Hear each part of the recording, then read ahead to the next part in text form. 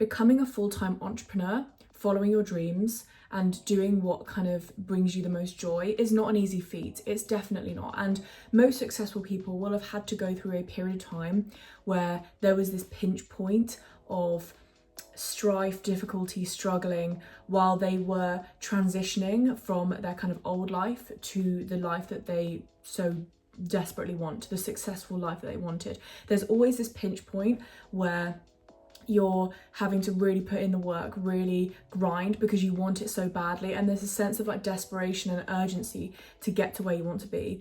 And I would say that that's kind of like what you're looking for when it comes to being able to work towards your dreams while you're working. You have to acknowledge that this period of time is going to be really challenging, but obviously it's going to pay off when you eventually start to become successful, start to be living in your purpose.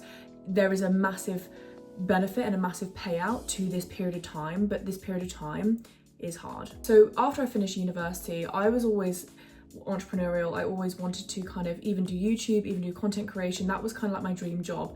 And I've always kind of done it in the background. But when I finished university and I started to look for corporate jobs, because that's what my parents encouraged me to do, that's what, you know, society was encouraging me to do, I ended up through that process of getting these corporate jobs and working for other people that it wasn't for me, that this was something that I didn't want to do forever.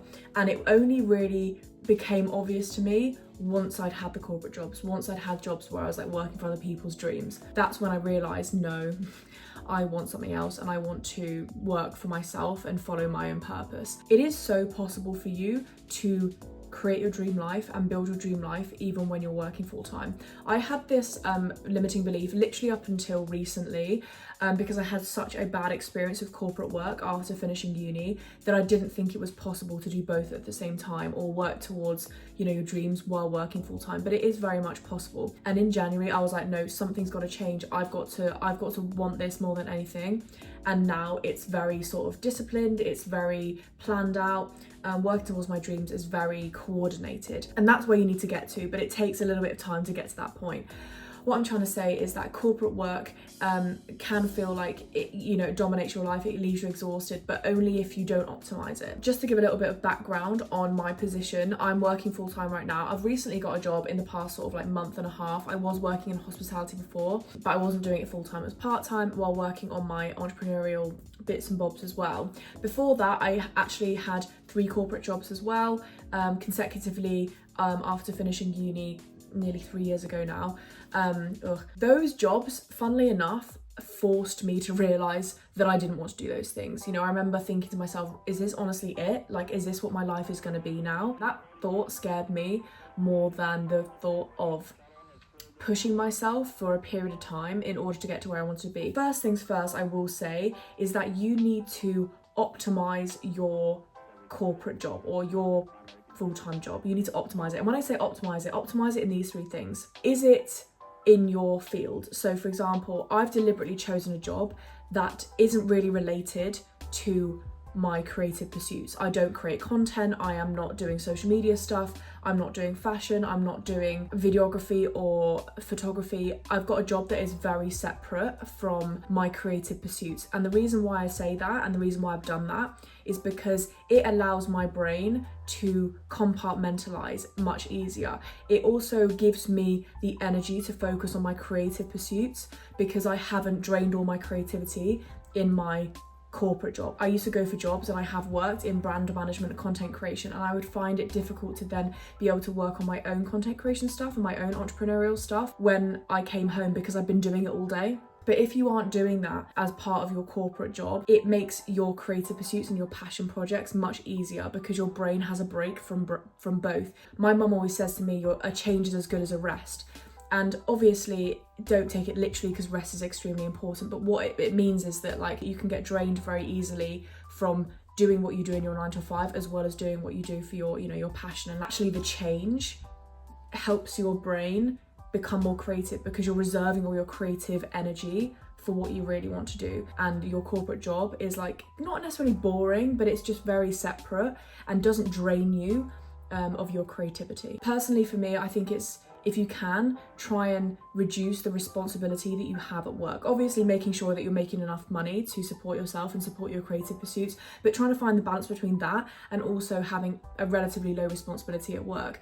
I found that when I had higher responsibility, there would be more pressure on me, I would get more invested in the job, and the point of wanting to escape the 9 to 5 and wanting to work for yourself and follow your dreams is that you do not get too invested in your job. That is the phenomenon, of course, of quietly quitting.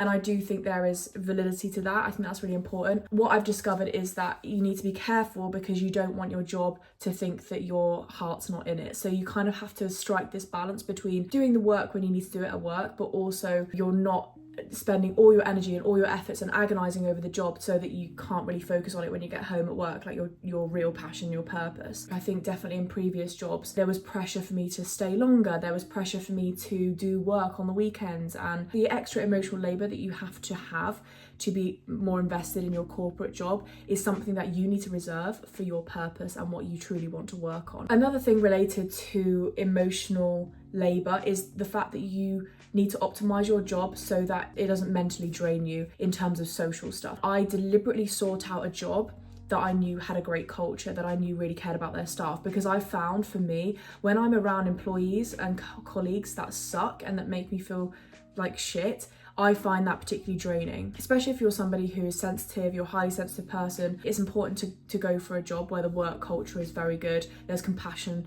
there's empathy at work, and they look after you. It will contribute to you not getting so drained so that you can't focus on what you really want to do. Finally, bonus, if you are very, very lucky like me, I only have to work 4 days a week. I found a job where it's a 4-day working week. I still have to put in the 40 hours. In the other 4 days, I essentially don't have to work Friday, Saturday, Sunday. So like right now, I'm on my 3-day weekend. I don't have to work on that 3rd day. And that 1 day really makes a difference because it can either be used as a rest day or an extra day for you to work. Some people I know on the 4-day work week spend that Friday working on their passions and pursuits, and then they have that weekend off as normal. What I do is, I actually have the Friday off to just chill, do very little, do kind of like my fun tasks or fun activities, like, get my hair done, get my nails done, looking after myself, going for a walk, going to the gym. And then maybe on the Saturday or Sunday, because usually on a Sunday I post and so on, so those days are kind of a little bit more busy. But basically it gives you an extra day to work on what you want to do. That extra day really does make a difference, whether it's for rest or whether it's for work. It's so helpful. So if you can find a 4-day working week, and I know that a lot of companies are actually working towards this and are implementing this, definitely go for a work structure that has that option. My second key thing that you need to do if you want to be able to follow your dreams while working 9 to 5 is to plan, is to anticipate and think ahead. What I have, and I'll show you actually, let me go find it, is I have a massive planning book, and I use the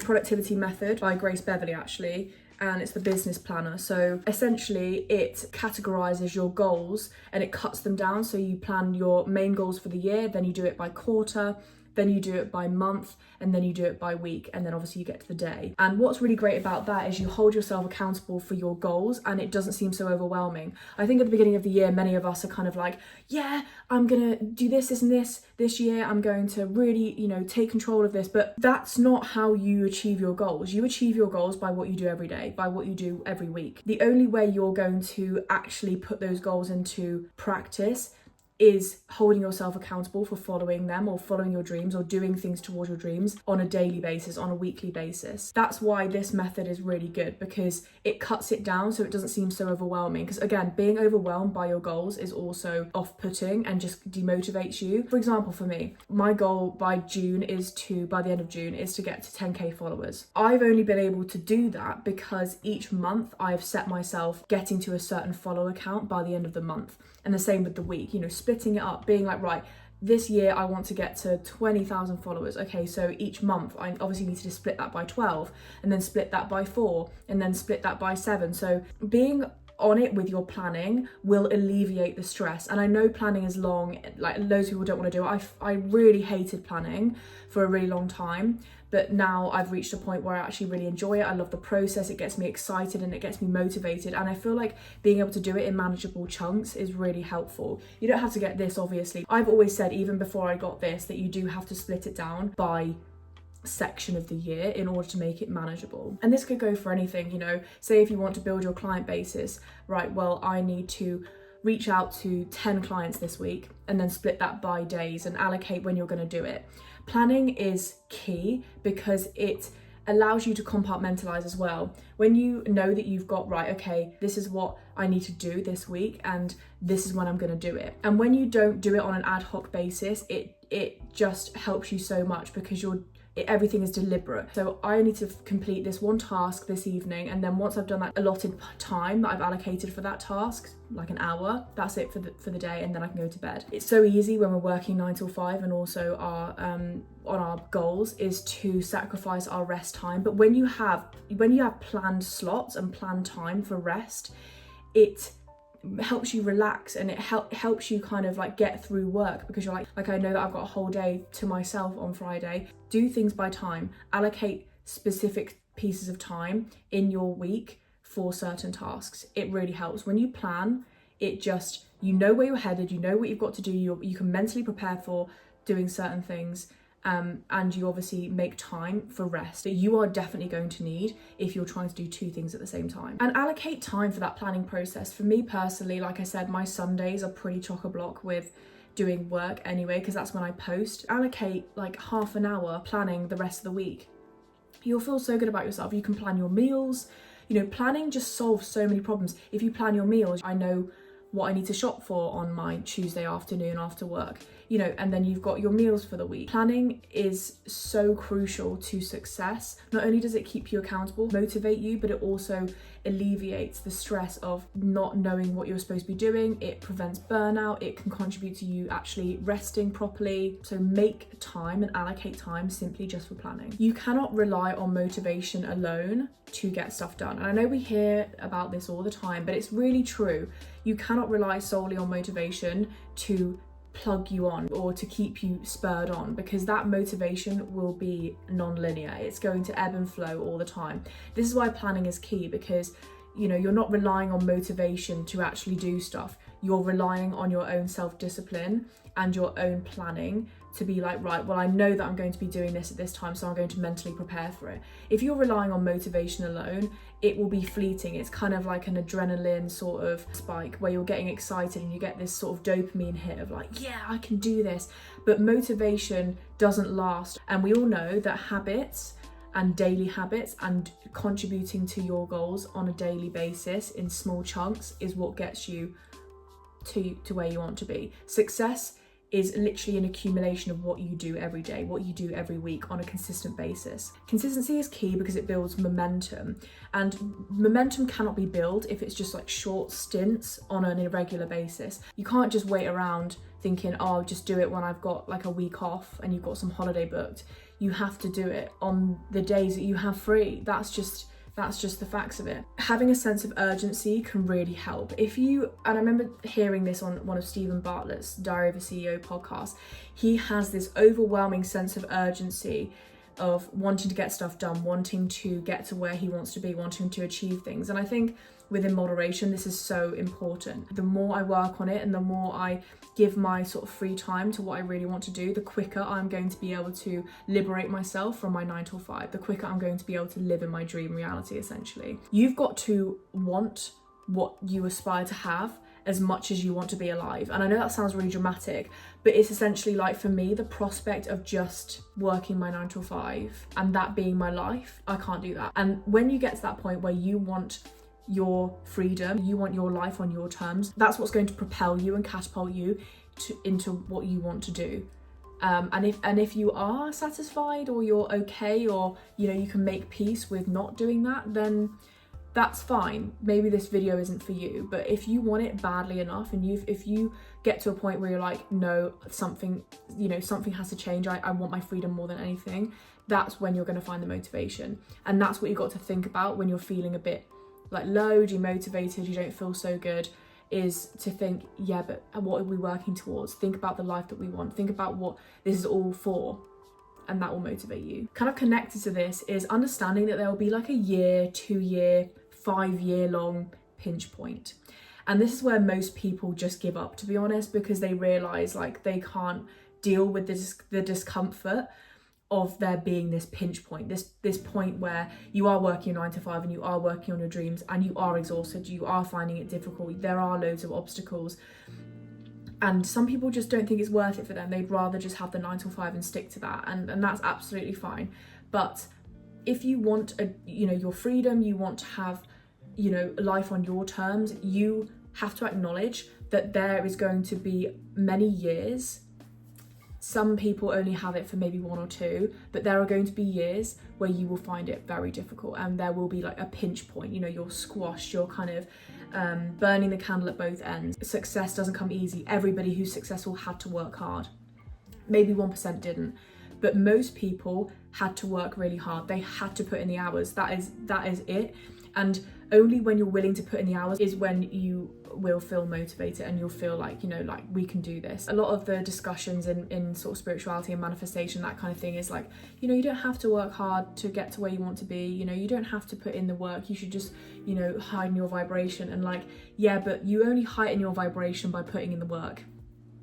You can't expect to get anything without doing anything. Work smart, not hard, definitely. So, it's important to put in the hours into the right places. It's important to work on the things that are actually going to get you places, and you're constantly evolving, you're constantly pivoting and so on. Fundamentally, you're only going to heighten your vibration and put yourself in a position to get what you want by putting in the work, because you're elevating yourself by doing that. You're equipping yourself with the tools that you need to get to where you want to be. If you don't even invest in those things and invest your time in those things, it's not going to work. You have to put the time in. That is it. And that's something that I've realized and something that I've had to acknowledge. Getting success is hard. Getting what you want is hard, but pick your hard. Are you going to live a life of unfulfillment and constantly wishing that you had the courage to work towards what you want? Or are you going to pick the hard of, it's going to be difficult, you're going to have setbacks, people are going to question you, but, eventually you'll get to where you want to be. I know which one I'd rather pick. Your breakthrough will come from your sacrifice, and the extent to which your breakthrough happens and how explosive it is premises on the sacrifice you make. And that could be your time, that could be your friendships, that could be your relationships, that could be your old self. Funnily enough, I've found, and a little side note here, I have become more aligned with my true self, more authentic, more successful, and things are going well for me when I have grown an awful lot and lost people that hold me back. And I don't socialize as much, I'm not having as much fun in the sort of society's idea of fun as much. And those are the sacrifices you have to make. People aren't going to be too pleased with you when you work towards your goals. You are going to get judged, you are going to get sort of looked at funny. But at the end of the day, when you are successful, those people are going to look at you and think, wow, they did something there. And even with the 9 to 5, just think to yourself, it's necessary that I'm doing this 9 to 5 so that I can support myself financially and I can actually work towards my dreams. Because I sometimes think this. I sometimes think, I really don't want to be in my 9 to 5. Like, it's not the most stimulating thing in the world. Like, it's not really directly working towards or giving me skills in something that I actually want to do as my dream life, or within my dream life. But then I think to myself, yeah, but it's helping me financially, it's supporting me and my dreams financially, and that's what matters, and I know that it's not forever. I know that this is not my life long term. Whatever you want to do that's related to your passion, it is, even though it might be inadvertent, it is supporting you with your dreams, and that is such a great use of your time. What I will say is to have really strong boundaries between your 9 to 5 and your passion projects. When I was working in my second to latest corporate job, I'm not gonna lie, when there was no work to do, I would work on my businesses and I would work on YouTube and stuff like that. And I really shouldn't have done that, because not only did it confuse my brain, it's a bit of a slippery slope, because what you can end up doing is, if you have quite a lot of time on your hands, you can start not focusing what you need to focus on at work because you're focused on something else, and then you get distracted. It's just quite a lot for your brain to sort of flip between. It's good for your passion projects because you can think to yourself, nope, I've finished my work for the day, I don't need to do anything else related to my 9 till 5, off I go doing my passion stuff. And that's why I also think it's really good not to have like too much responsibility at work and also a bad work culture, because you do take that home. You get nervous on a Sunday going into work on a Monday. You have anxiety over the weekend thinking, oh, I didn't finish this project, or, you know, I didn't get this done. I was literally speaking to my colleague the other day and he was like, oh no, I haven't finished my work this week, so I need to kind of work on it for a couple of hours tomorrow. And I was like, fuck that.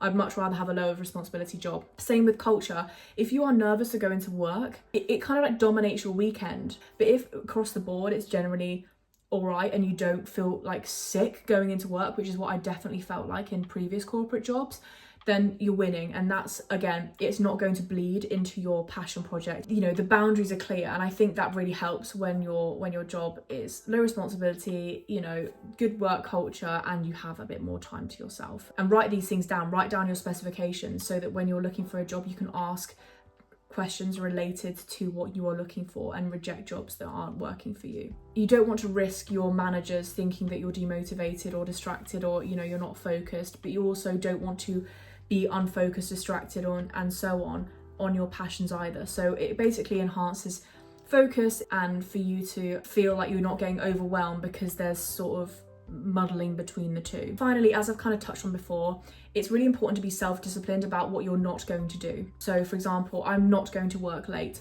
I'm not going to social events because, I don't know, you might not want to necessarily get too friendly with your colleagues, which I think is a fair enough boundary. I'm not necessarily going to be too bothered about getting promoted and trying to prove myself. You could just do what you need to do and then come home.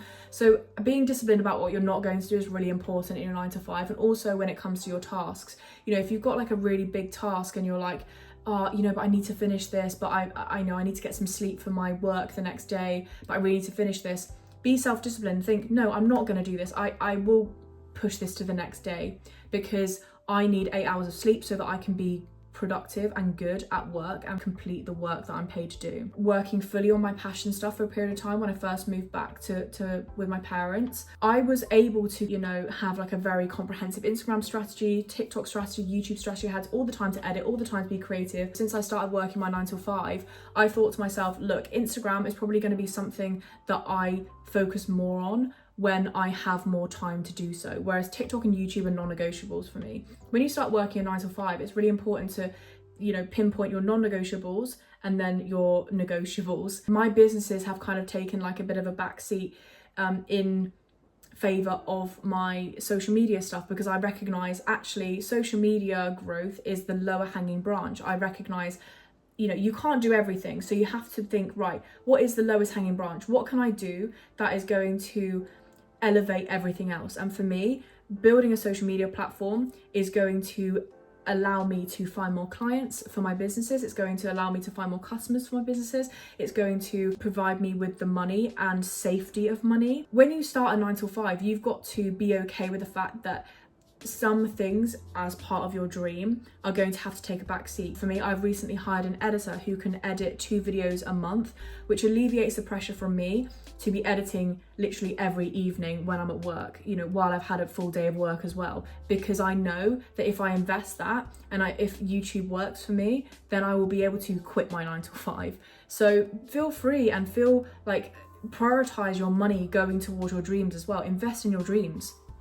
Invest the money that you earn after you paid your bills. Prioritize that instead of being like, right, I'll go out for lunch with my friend.